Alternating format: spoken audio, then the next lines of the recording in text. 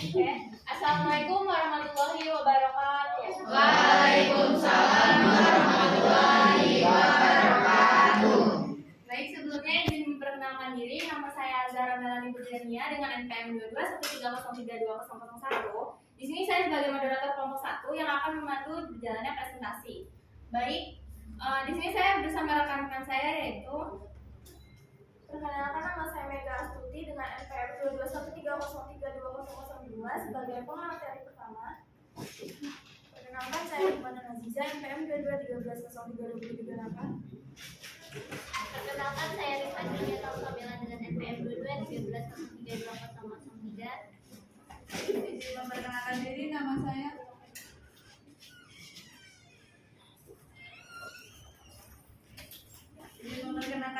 saya Rahma Isnawati dengan NPM 2213032020 sebagai presentasi keempat. Baik, izin perkenalkan diri, nama saya Novel Dabai Rahmal dengan NPM 2213032040. Di sini saya sebagai presentator. Sebentar. Ada yang lupa instruksinya.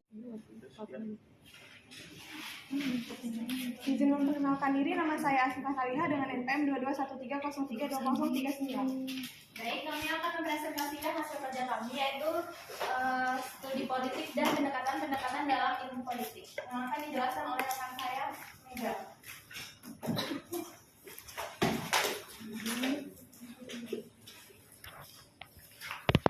Hakikat politik sebagai ilmu pengetahuan.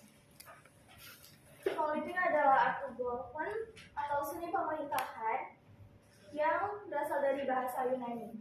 Ada rakyat sebagai pemegang kekuasaan tertinggi yang memberikan mandat kepada pemerintah untuk melaksanakan kebijakannya. Jadi, dengan kata lain, studi politik mengkaji tentang persoalan kekuasaan yang rakyat itu memberikan wewenangnya kepada pemerintah untuk melaksanakan kebijakannya sesuai dengan konsekuensinya. Ada pokok pikiran yang ditulis oleh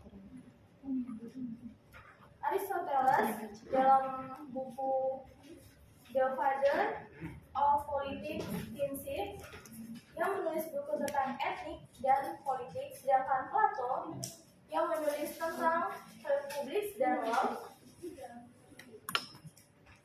Dari kedua filosofi tersebut mengkaji tentang pendekatan kesejahteraan rakyat, yaitu ke bagaimana negara dan rakyat yang seharusnya bertindak bagi kebaikan dunia. Selanjutnya akan dibacakan oleh rekan saya Hikmah. Mengenal studi politik. Ilmu politik merupakan sebuah kegiatan di dalam sistem politik atau negara yang menyangkut proses untuk melaksanakan tujuan sistem tersebut. Politik telah lama diakui sebagai sebuah disiplin ilmu pengetahuan sosial yang berdiri sendiri, karena politik dinilai telah memenuhi kriteria sebagai disiplin ilmu dan perlu digarisbawahi bahwa salah satu syaratnya yaitu adanya objek karena bersifat umum dan merupakan topik yang dibahas secara global tentang pokok persoalan atau subject matter. Sedangkan objek formal lebih bersifat khusus dan spesifik karena merupakan pusat perhatian atau focus of interest suatu disiplin ilmu pengetahuan. Fokus objek kajian ilmu politik menurut ahli yang pertama menurut Roger of Southall, yaitu ilmu politik adalah kekuasaan dan pembagian kedudukan. Yang ketiga menurut Kioske Michel, yaitu ilmu politik mempelajari pengambilan keputusan kolektif. Yang keempat menurut Hungerware, yaitu ilmu politik menelaah tentang kebijakan pemerintah, proses dibentuknya ataupun akibat-akibatnya. Yang kelima menurut Roswell, yaitu ilmu politik mempelajari masalah siapa mendapat apa, kapan dan bagaimana. Baik, selanjutnya akan dibacakan oleh rekan saya Rifka. Objek kajian studi politik. Objek adalah sesuatu yang menjadi pokok pembicaraan. Objek merupakan apa yang akan diamati, diteliti, dipelajari, dan dibahas. Di sini ada 4 objek kajian studi politik, yaitu yang pertama negara, kedua kekuasaan, ketiga kompromi, dan konsus, dan yang keempat yaitu pembagian dan alokasi. Menurut Roger F. Sultan dalam bukunya Introduction to Politics mengatakan bahwa ilmu politik mempelajari negara, tujuan-tujuan negara, dan lembaga-lembaga yang akan melaksanakan tujuan-tujuan itu, hubungan antara warga negara serta hubungan negaranya. Kekuasaan di sini merupakan fokus perhatian dari studi politik. Seorang sarjana ilmu politik tertuju pada perjuangan untuk mencapai kekuasaan, mempertahankan kekuasaan, melaksanakan kekuasaan, atau pengaruh atas orang lain, atau menentang pelaksanaan kekuasaan itu sendiri. Kompromi dan konsensus politik dianggap sebagai suatu cara untuk menyelesaikan sebuah konflik atau resolusi konflik melalui kompromi dan negosiasi dibanding melalui kekuatan atau aplikasi kekuasaan secara nyata menurut Bernard Crick dalam In Defense of Politics tahun 1993. Pembagian dan alokasi. Pembagian atau distribution dan alokasi dimaksud di sini adalah sebagai pembagian dan penjatahan nilai-nilai value dalam masyarakat. Selanjutnya akan disampaikan oleh rekan saya, Ahmad. Materi berikutnya yaitu pendekatan tradisional. Jika kita mendengar kata tradisional, mungkin yang ada di pikiran yaitu cara berpikir dan bertindak yang masih memegang teguh pada norma dan adat kebiasaan terdahulu. Sama halnya dengan pendekatan tradisional ini. Pendekatan ini lebih banyak menggunakan ulasan sejarah pada masa lampau dan bersifat normatif dengan mengasumsikan norma demokrat.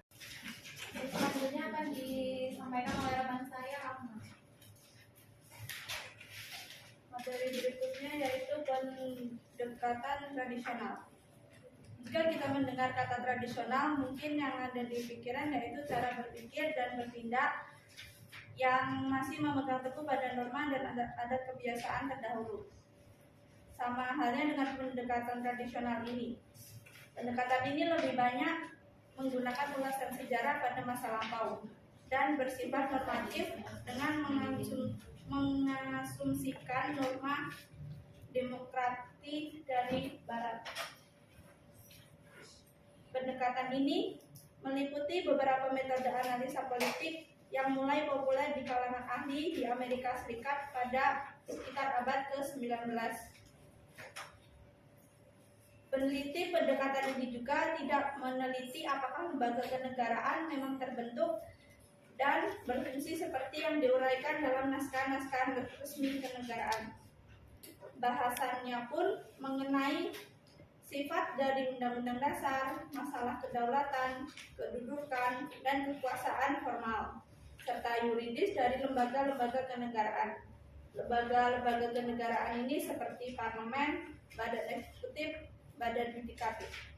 Dengan demikian, pendekatan ini mencakup unsur legal maupun internasional.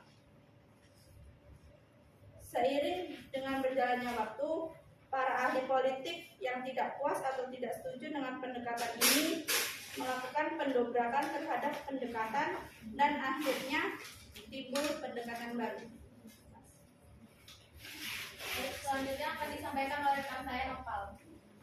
Baik, di sini saya akan menjelaskan mengenai hakikat perilaku.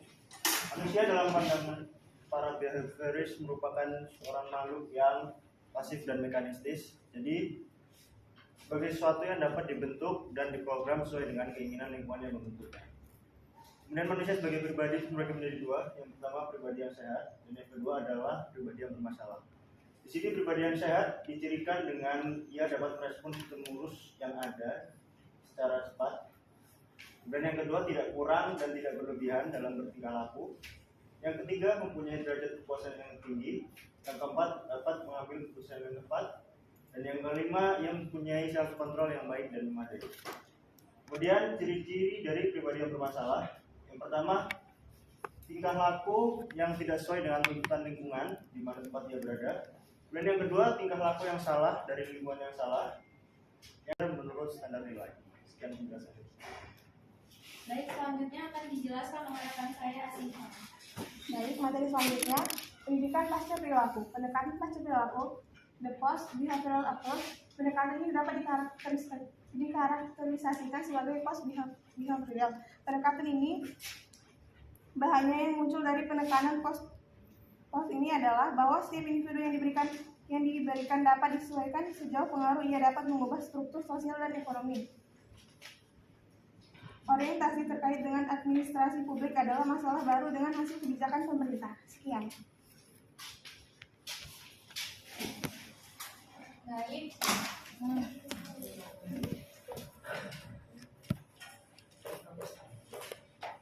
Baik, sampai di sini apakah dari teman-teman ada yang ingin bertanya? Kami silakan.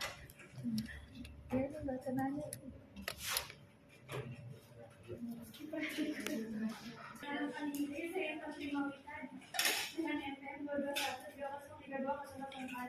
Saya ingin bertanya mengenai kaitan ilmu politik. Apakah akan selalu dikaitkan dengan negara dan pemerintah? Mengenai kaitan ilmu politik, apakah akan selalu dikaitkan dengan negara dan pemerintahan?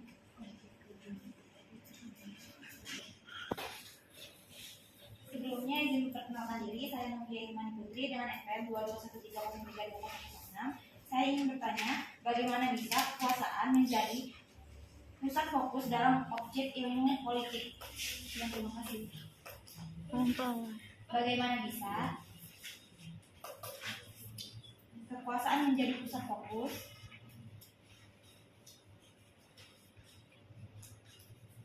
dalam objek ilmu politik?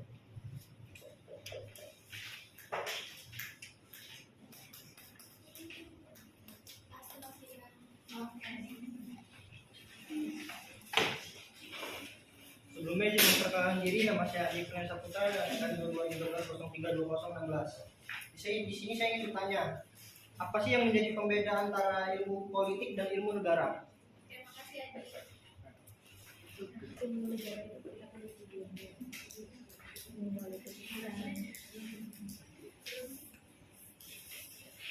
Baik, berikan waktu kami 3 menit untuk berdiskusi.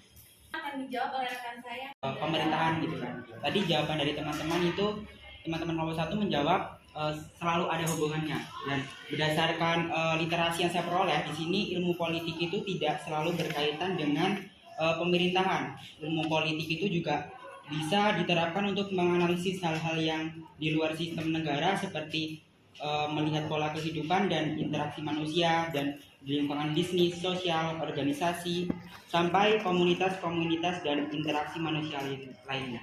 Cukup. Itu menurut siapa ada? Kutipan dari siapa enggak? Kalau tidak ada kutipan, artinya itu penulisnya siapa yang disebutkan aja. Balik santunan ada. Tulisnya. Misalnya kita ngomong dibuka, saya nggak tahu. Itu aja tadi saya paling ini. Nah, ini. Sebelumnya izin memperkenalkan diri, nama saya Angelita dengan MPM 221303208. Di sini izin menjawab menanggapi pertanyaan dari Aisyah, yaitu kenapa ilmu politik cakupannya lebih luas daripada ilmu negara. Yang pertama, ilmu negara itu bersifat teoritis yang hanya mencari fakta, sedangkan ilmu politik itu bersifat praktis, seperti menganalisa peristiwa-peristiwa politik kehidupan negara sehingga sifatnya dinamis. Sekian, terima kasih. Teman-teman, apakah ada yang ingin menanggapi lagi atau menambahkan? Saya persilakan.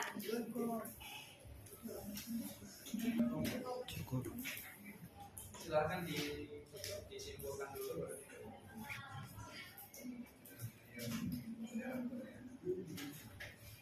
Yaitu berdasarkan pemaparan oleh teman-teman, dapat disimpulkan bahwa ilmu politik merupakan ilmu yang mempelajari dari segi khusus kehidupan masyarakat yang menyangkut soal kekuasaan. Objek kajian ilmu politik menurut pemahaman kami adalah batasan-batasannya dengan ilmu-ilmu sosial lainnya, mulai dari sosiologi, antropologi, sejarah, geografi, ekonomi, dan psikologi. Kajian ilmu politik dapat menggunakan 2 pendekatan, yaitu pendekatan kualitatif dan kuantitatif. Setelah itu metode penelitian.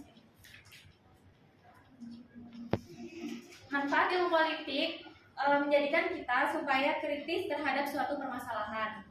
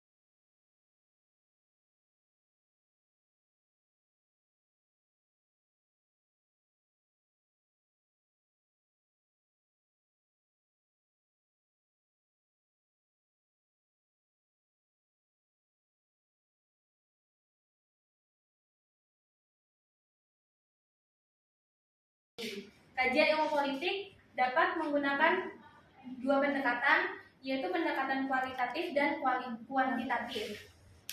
Setelah itu metode penelitian. Manfaat ilmu politik menjadikan kita supaya kritis terhadap suatu permasalahan. Pendekatan-pendekatan dalam ilmu politik menjadi tiga, yaitu pendekatan tradisional, pendekatan perilaku, dan pendekatan pasca perilaku. Pendekatan tradisional tidak menghiraukan organisasi informal.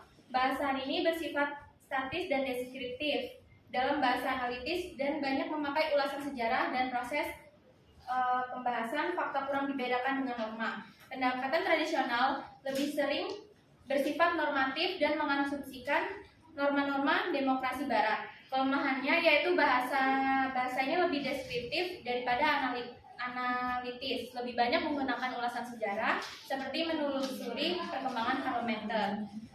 Selanjutnya pendekatan perilaku, yaitu perhatian utama mengidentifikasi perilaku kepemimpinan yang efektif. Pendekatan ini muncul setelah pendekatan berdasarkan ciri ini menekan pada sifat seperti kepribadian, motivasi nilai, dan keterampilan mengalami kegagalan.